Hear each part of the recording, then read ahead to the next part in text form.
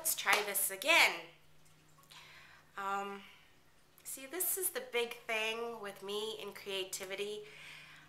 I'm a little frustrated right now. I was on a roll and the phone rang, and it was my husband asking, and he's a great guy, okay? He was asking me if the chicken was defrosted for this evening so that we can grill it up, and I love that he's being proactive. It's just one more step this morning in me trying to get this done. I planned to do this, and then I had to find my tripod. And guess what? I didn't find it. It apparently sprouted legs and wasn't where I left it.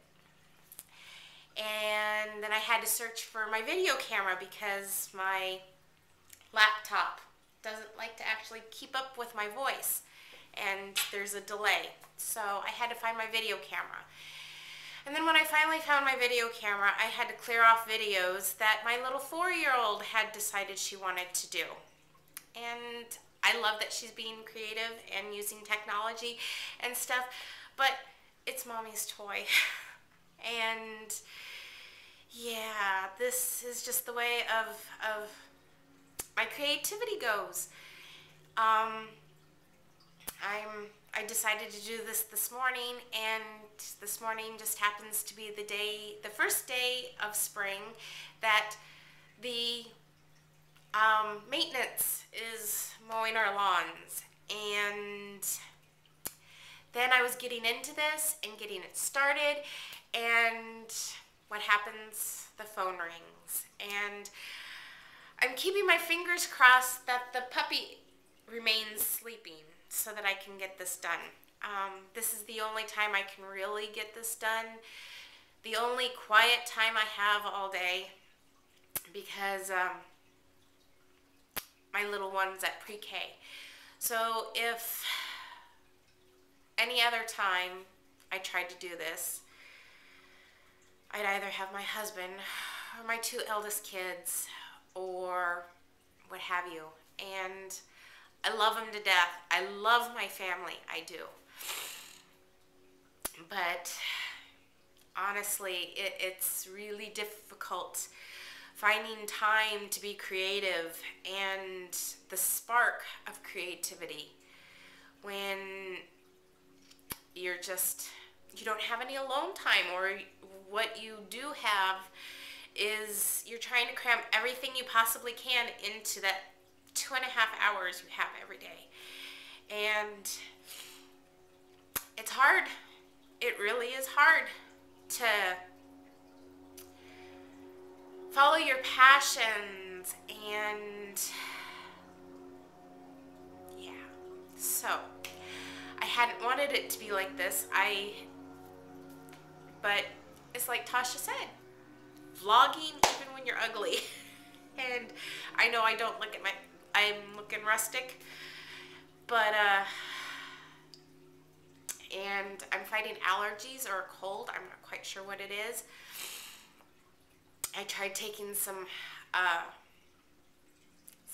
allergy medicine last night, and it seemed to clear up. So maybe it's allergies. I don't know, but I woke up again just congested in the back of my throat, and yes, trying to find time for creativity and having it mesh with a moment of inspiration, and still try to get everything else done. It's really difficult, but this is where persistence comes in. I have dreams just like everybody else, but I'm gonna do it. And this is all really cryptic, I know, but what I'm doing here is I was inspired by my dear friend and mentor, Tasha from Creative Nachos, and a couple of other ladies whose links I will give you,